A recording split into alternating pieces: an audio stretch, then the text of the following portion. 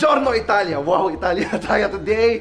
Ngayon naman nandito tayo sa room at mamamasyal tayo mga Nakshes, kaya samahan po ninyo ako dahil we will be roaming Roma. Let's go!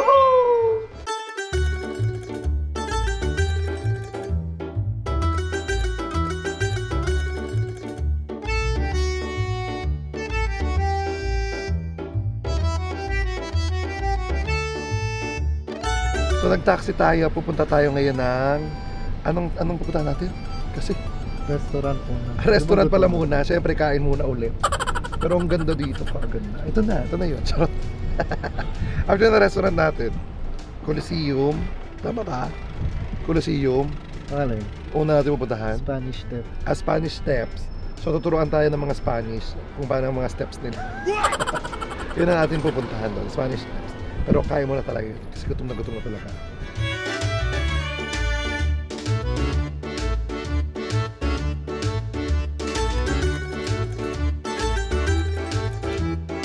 Okay, so nakikita nyo sobrang daming tao ngayon dito kasi nasa isa tayong tourist spots dito sa Roma. Ito yung Spanish Steps.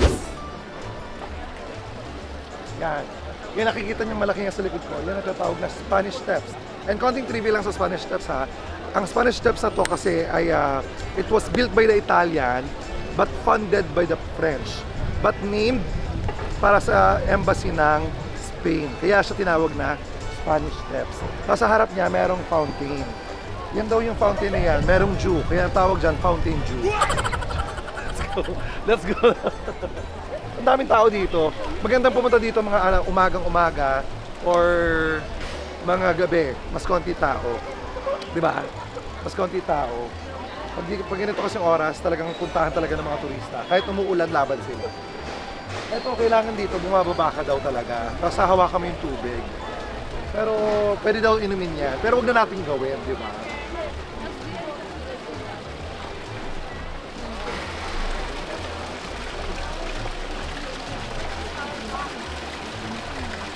Lamig, dahil. Ang lamig ng tubig.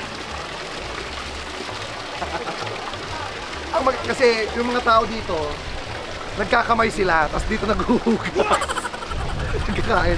Madalas dito nagpapapicture o kaya doon. Yan, ito na yung Spanish Steps. Hindi ko lang alam po ilang steps niya. So, halika, bilangin natin. Wow! Punta natin yung Spanish Steps.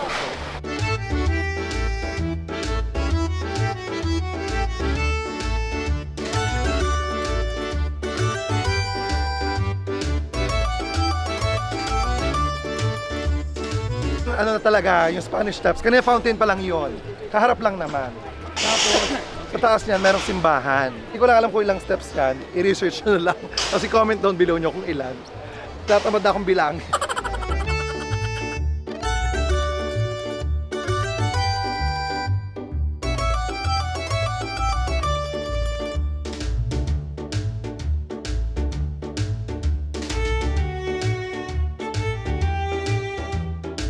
So, according sa history ng Spanish Steps, kaya sabi nila, Magnificam hanc expector quam viram miravis calam viti comodva ada esimya tumuryo revio con novia efsni. Yon. Hindi ko rin naintindihan. Meron ditong mga ano. So dito daw may makikita tayo sa gabi, may mga daindy daw dito. So yung mga puting daindy o kaya mga itim na daindy meron yata dito. Charot. Duwende pala yun, sorry. Okay. Like if you're back here, Alright. and you just have to push the little white. Okay. Okay, so you might have to stand apart a bit, right? No problem. How's that? Would you like to remove your umbrella? No, we don't care. Part of it all, rain. How is that? Yeah, this is fine. Diba, sana, English ako makipag-usap dito. Hello. Tapos, ang nakakaloko, tinuruan niya pa ako gumamit ng cellphone. Pindutin ko na yung puti. Ano ako, walang cellphone? Charos!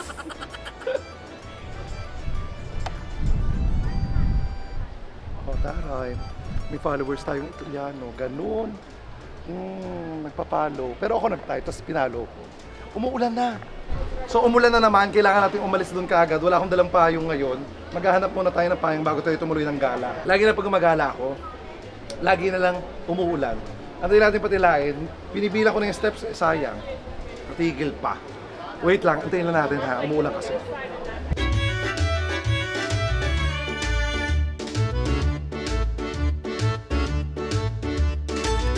Ang taray kanina may kumukuha ng tubig doon. Ayan o. Ay, hindi pala. Kumukuha ng tubig, so pwedeng inumin yan. Pero just to be sure, hindi mo na ako nauuhaw, hindi ko na inumin. Just to be sure, di ba? Susundan natin yung uminom ng tubig. Tingnan natin, pag sumakit ng tiyan niya, ibig sabihin hindi. Lagi na lang ako inuulan! Pag reset. So ngayon, dahil umulan na dito, at balita ko hindi daw titigil ulit ng ulan. So, samahan niyo ulit ako, another Raining in Italy vlog na pagpasyal. At least, napasyal ko kayo kahit umuulan. Ilaban na natin to. Diba? Proxima Fermata, which means next stop, Trevi Fountain. Let's go!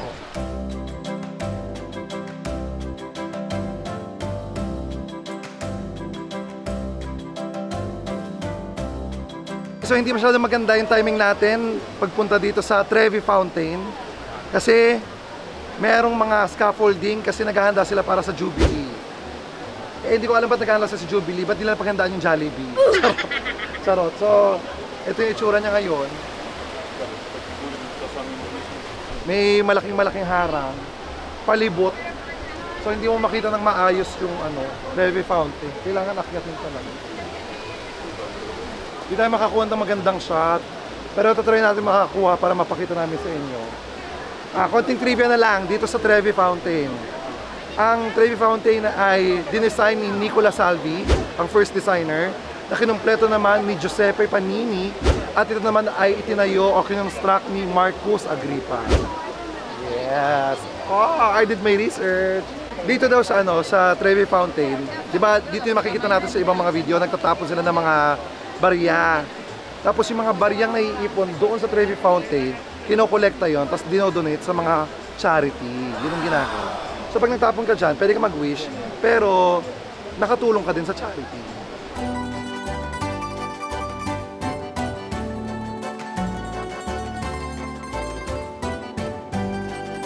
Napakadaming taong dumayo. Alam mo yun, yung no choice ka na lang, kundi tingnan ng ganito. Kasi wala talagang choice, hindi mo siya matatanggal. Ang ganda pa man din. Kung nakita nyo ng personal, maganda siya talaga. Pupunta pala kayo dito, mag-ingat kayo kasi may mga mandurukot din dito. Kaya nga lumalayo ako, hindi ako lumalapit sa mga tao. Kasi baka isipin nila ako yung mandurukot. Mapagbintangan pa ako dito. Unyeta, makulong pa ako dito sa Roma nang wala sa oras.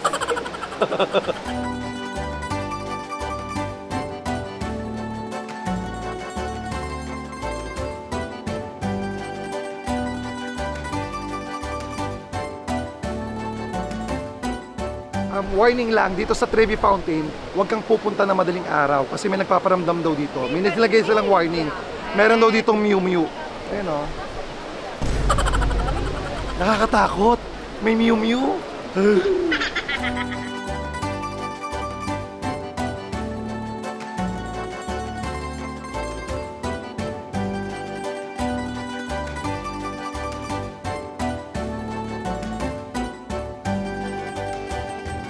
So pag namasyal kayo dito, sa malapit sa Trevi Fountain, kitang-kita niyo may mga kainan talaga, madami kayong makakainan. Pizzeria, may mga cafe, saka bilihan ng pasalubong at kung ano-ano pa. So, if I were you, magdala kayo ng pera pag nandito para makabili kayo ng mga souvenirs. Ayun, ang daming souvenirs dito.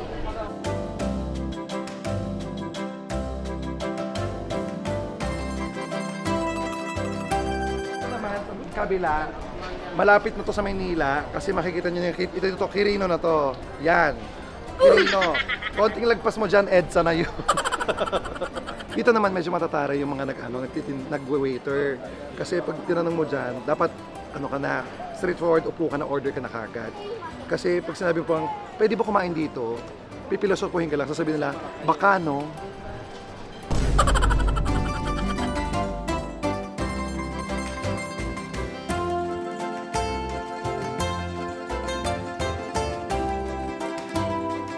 Ito naman nasa likod ko, ito yung Temple of Hadrian or Hadrianum yata. Hindi ko alam sure basta ito ang Temple of Hadrian na kung saan nandito sa Campus Martius na dedicate nga para sa defied emperor na si Hadrian. Yan. At pwedeng pumasok sa loob. Free entrance. Free entrance. Kaya naman pasukin natin ng very light. Pakita ko sa inyo yung loob. Let's go.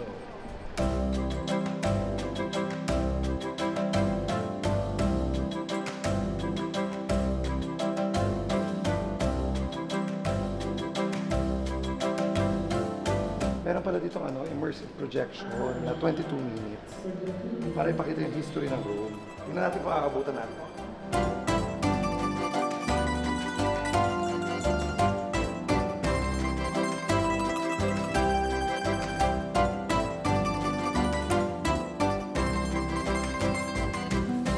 Lumabas na tayo kasi yung projection, 22 minutes, every 45 minutes nangyayari. So mag-aantay pa tayo, so hindi natin maaabot. At saka bawal din i-video yung loob. Ngayon naman puntahan natin yung pinakamagandang mirror dito sa Europa.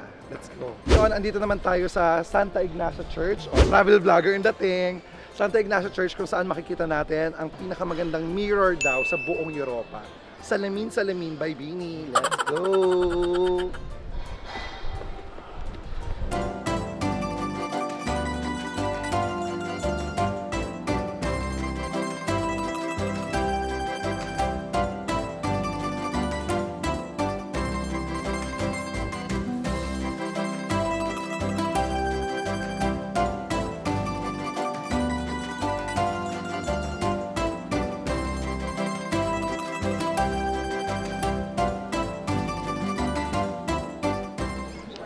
So medyo mahaba ang pila dito para makita natin yung mirror natin.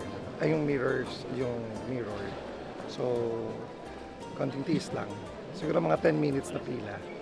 Medyo mahaba yan. Daming gustong makita yung mirror. Pero ang ganda ng loob ng simbahan. Habang ingatan natin yun, tingnan nyo muna to.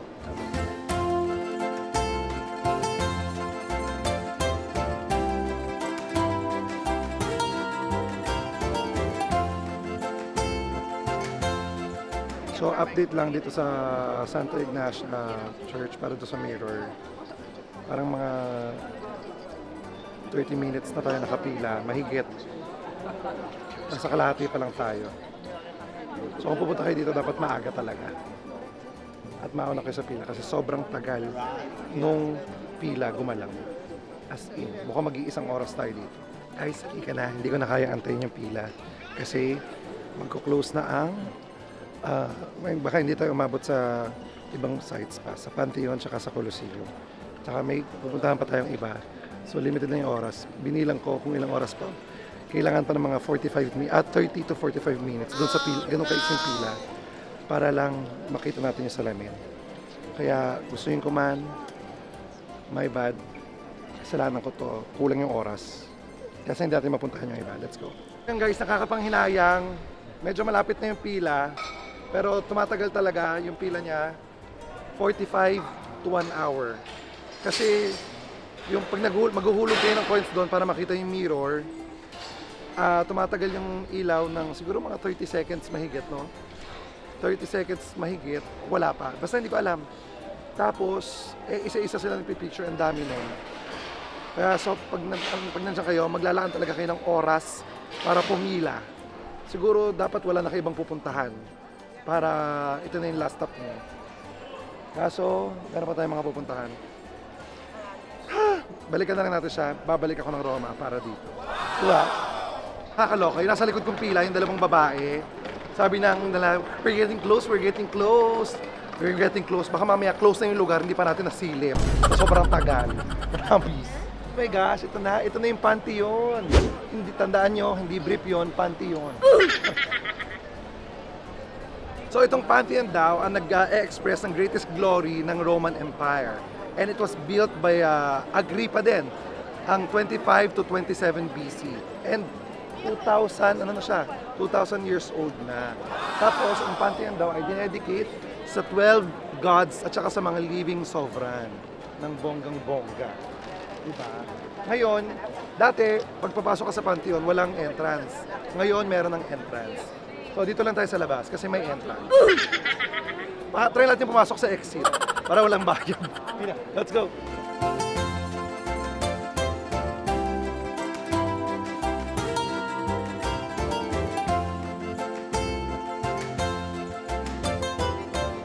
Grazie. Grazie. Grazie. Matagal na kayo dito? 7 years na. 7 years. Ingat ka lagi, ha? Grazie. Prego. Prego. Kaming Pilipino dito, sobra. And speaking of, pala kanina, madaming scaffolding kasi naghahanda nga ang Italy sa Jubilee.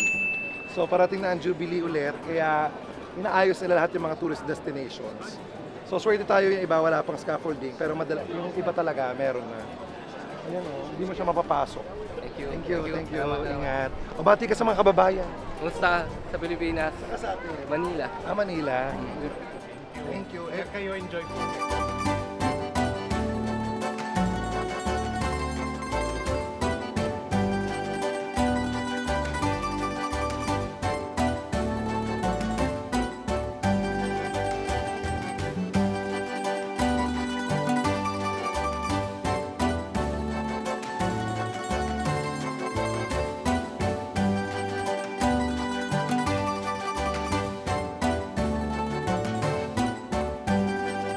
So now we are here sa Colosseum. Ito, yan, nakita niyo yung Colosseum na yan. Hindi yan Araneta ha. Pakisipin niyo Araneta Colosseum. Wala nagko-concert siya.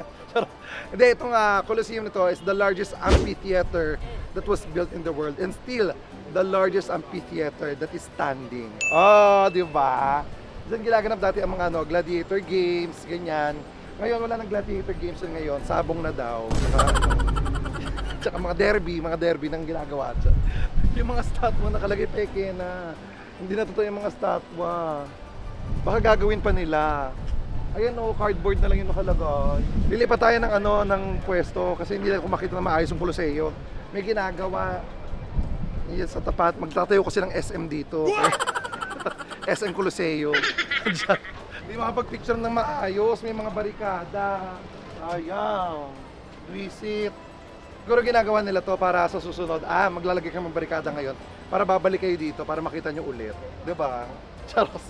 Sadya.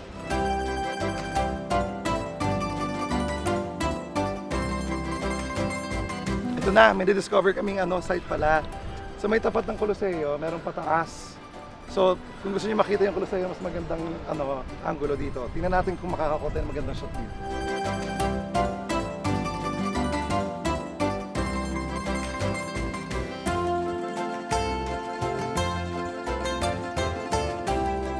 So ibang mga turista ang ayaw sa baba, dito na lang sila umaakyat.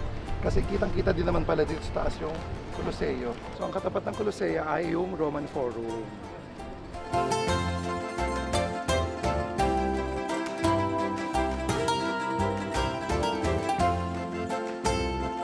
So ibang mga nakshis, natapos ang ating paglilibot dito sa Roma. Susunod ko naman po Paris, samahan po ninyo ako bilang travel vlogger. Wow! Guys, don't forget to like, share, and subscribe, and hit the notification bell para lagi ka updated sa mga bago kong vlog. Gusto ko ulit pasalamatan ng aking videographer na napakagwapo, of course. Kayan! Yes! Si Raf Garcia. Follow nyo. Ito po yung IG ni Raf. Follow nyo lang si Raf. Okay. So guys, maraming salamat. Don't forget to like, share, and subscribe, and hit the notification bell para lagi ka updated sa mga bagong vlog. And don't forget to love each other for no reason at all. My name is Chad Kinis. Bye guys. Thank you, Raf. Love you.